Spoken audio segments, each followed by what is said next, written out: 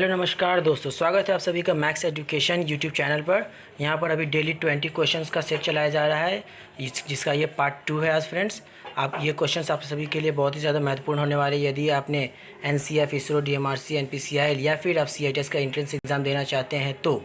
और यह आईटीआई वाले स्टूडेंट्स के लिए बहुत ही ज़्यादा महत्वपूर्ण क्वेश्चन है फ्रेंड्स। और यहाँ पर आप सभी देख सकते हैं जैसे कि ये फीटर, टर्नर और मशीनिस्ट के लिए है। चलिए हम अपने आज के क्वेश्चंस पर चलते हैं फ्रेंड्स। हमारा आज का पहला जो क्वेश्चन पूछा गया फ्रेंड्स, वो पूछा गया है धातु के कचरे के लिए किस प्रकार के कूड़ेदान का प्रयोग होता है। यहाँ आप लोगों से पूछा गया है फ्रेंड्स कि धातु का जो कचरा होता है उसके लिए किस प्रकार के कूड़ेदान का प्रयोग किया जाता है। Option A red, green, black या येलो। तो हमारा जो राइट आंसर होगा फ्रेंड्स वो हो जाएगा रेड। धातु के कचरे के लिए, जैसे कि हम लोग वर्कशॉप में जब हमारा मेटल स्क्रैप बचता है, जो धातु का कचरा होता है, या फिर फैक्ट्रीज़ में, उसे हम लोग निकाल कर रखने के लिए रेड कलर का कूड़ेदान का प्रयोग करते हैं। और हमारा जो ग्रीन कलर का कूड़ेदान होता है फ्रेंड्स वो होता है कांच के टुकड़ों को रखने के लिए। ब्लैक कलर का होता है फ्रेंड्स खाद्य सामग्री को रखने के लिए, खाद्य सामग्री के कचरे को। और येलो जो होता है वो होता है प्लास्टिक के कचरे को रखने के लिए। चलिए हम लोग आगे बढ़ते हैं। यहाँ पूछा गया है ट्विस्ट ड्रिल का पॉइंट एंगल प्रायः रखा जाता है। मीन्स ट्विस्ट ड्रिल का जो पॉइंट एंगल होता है, ये ट्विस्ट ड्रिल का पॉइंट एंगल जो होता है फ्रेंड्स वो साधारणतः कितने डिग्री का रखा जाता है। तो ऑप्शन देख लेते हैं 135, 90, 80 या 118।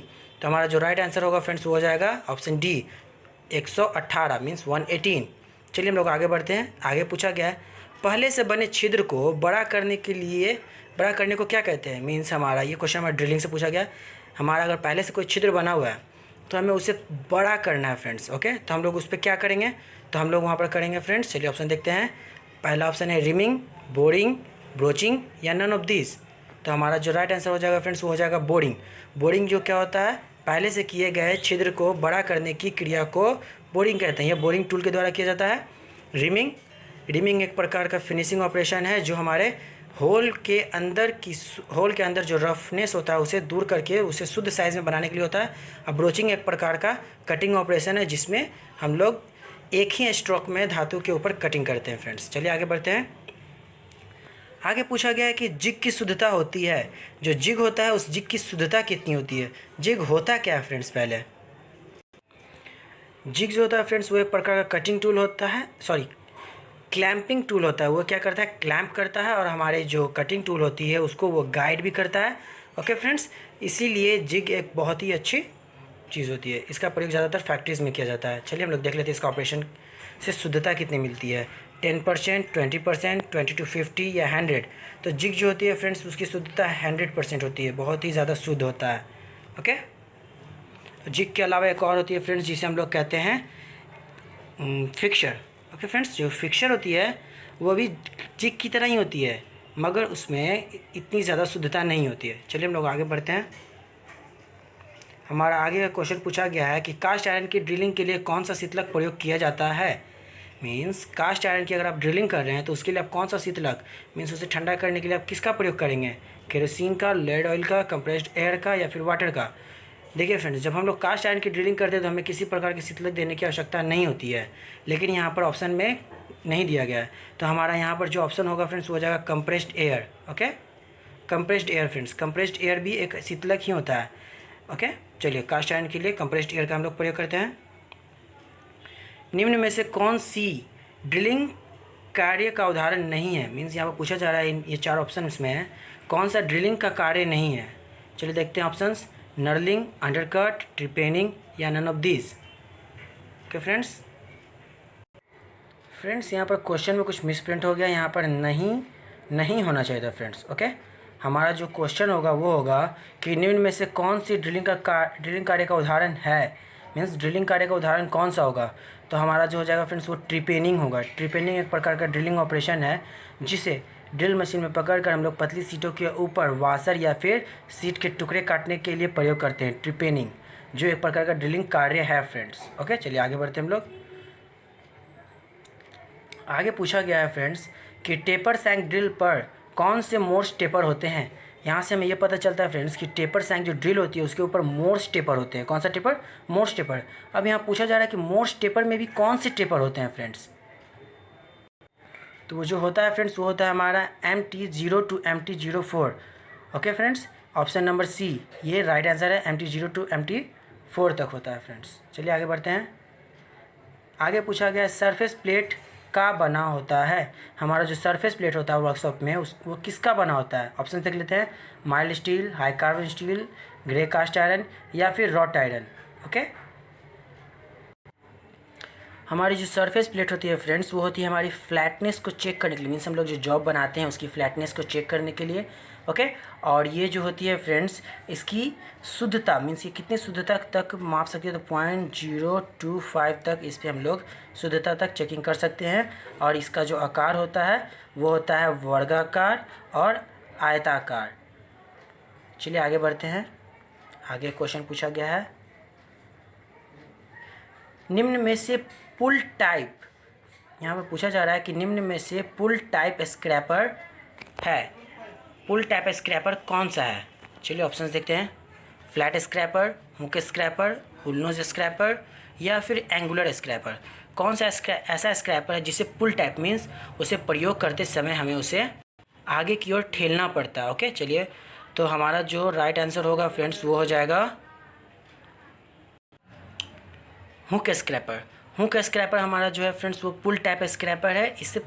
इसका जो लास्ट एज होता है वो 90 डिग्री के कोण पर मुड़ा होता है, जिसे हम लोग किसी वर्क प्लेस पर अटका कर उसके बाद में इसे खींचते हुए इसके द्वारा स्क्रैपिंग करते हैं फ्रेंड्स। चलिए आगे बढ़ते हैं। आगे पूछा गया है सेंटर पंच का कौन होता है? सेंटर पंच, पंच आप लोग जानते हैं फ्रेंड्स कि पंच क्या है? पंच एक प्रकार का मार्किंग टूल है, इससे हम लोग निशान लगाते हैं फ्रेंड्स। ओके, इसके द्वारा हम लोग अपने जॉब के ऊपर में मार्किंग्स करते हैं। ओके, तो चलिए पूछा गया कि पंच एक प्रकार का, पंच का कोण होता है, तो पंच का क्या कोण होता है?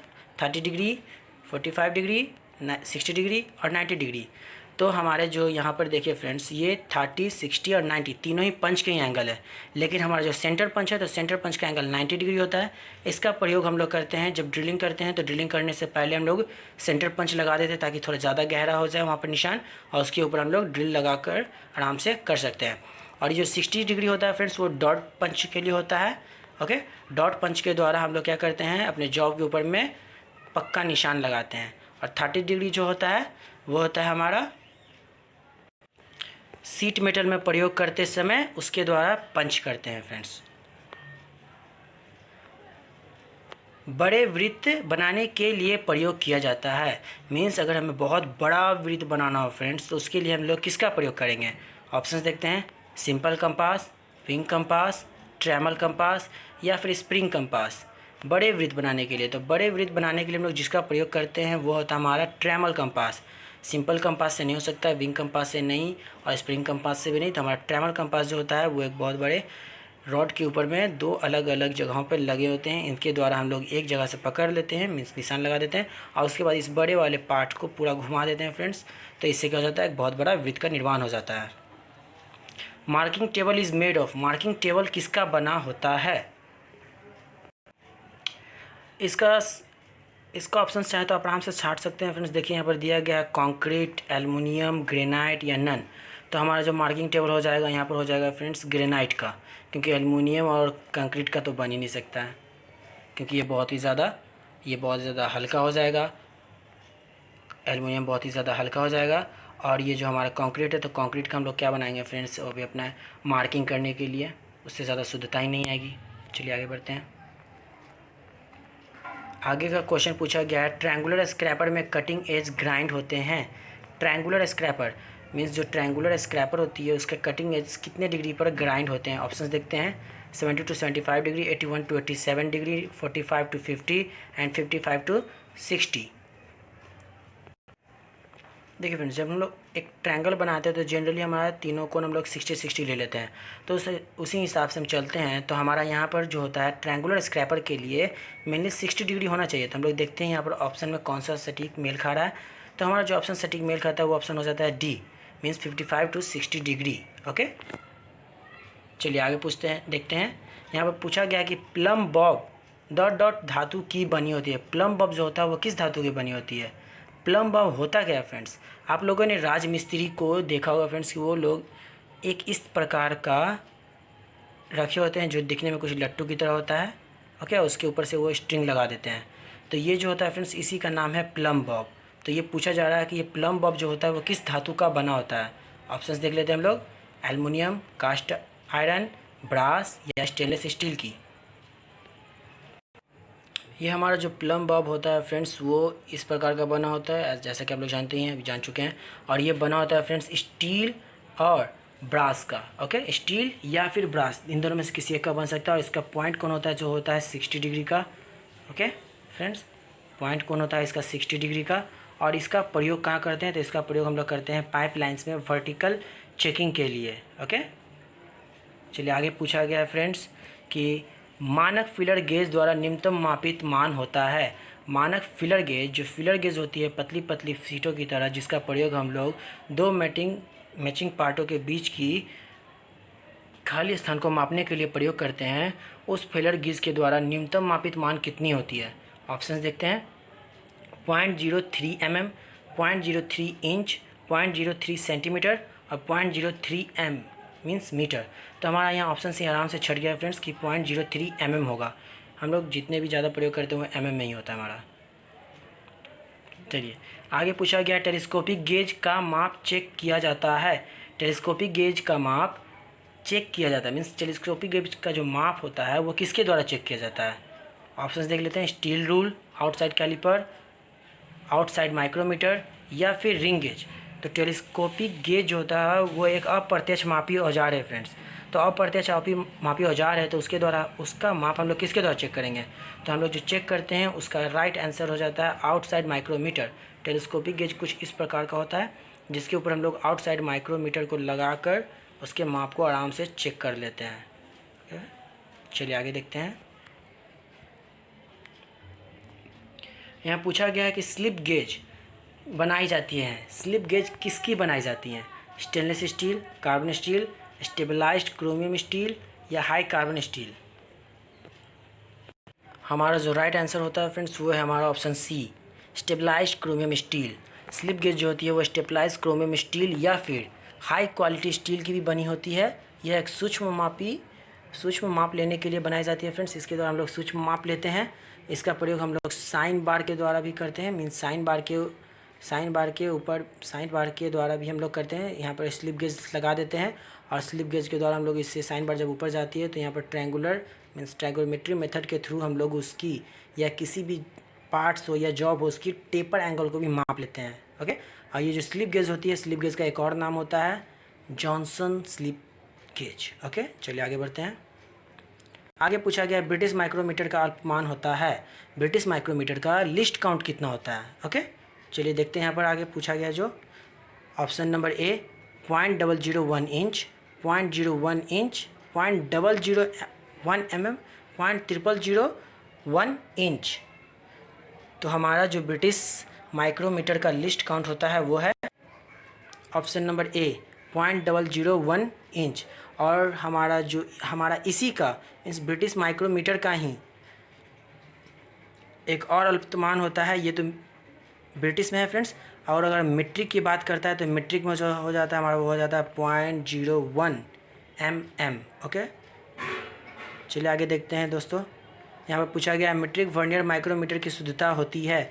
मीट्रिक वर्नियर माइक्रोमीटर की शुद्धता जो पूछा जा रहा है कि मीट्रिक वर्नियर माइक्रोमीटर की शुद्धता साधारण मीट्रिक माइक्रोमीटर से कितना गुना होती है?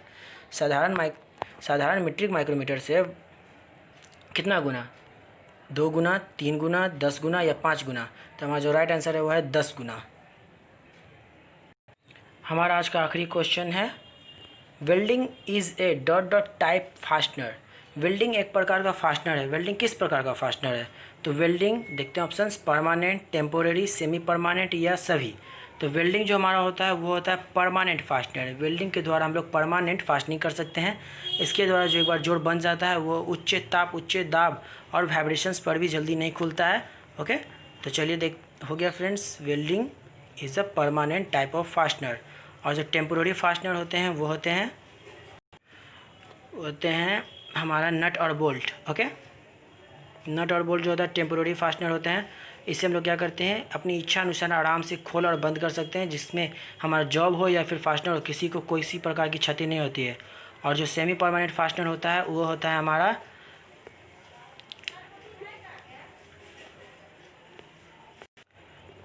रिवेट और शोल्डर जो होता है वो हमारा सेमी परमानेंट फास्टनर होता है। इसके द्वारा अगर हम लोग किसी जॉब को जोड़ते हैं और उसे बाद में खोलना चाहते हैं तो खोलते वक्त क्या होता है कि हमारा जो फास्टनर है वो पूरी तरह से ख़राब हो जाता है और जॉब को किसी प्रकार की क्षति नहीं होती है। ओके, वो हमारा सेमी परमानेंट फास्टनर होता है। धन्यवाद दोस्तों।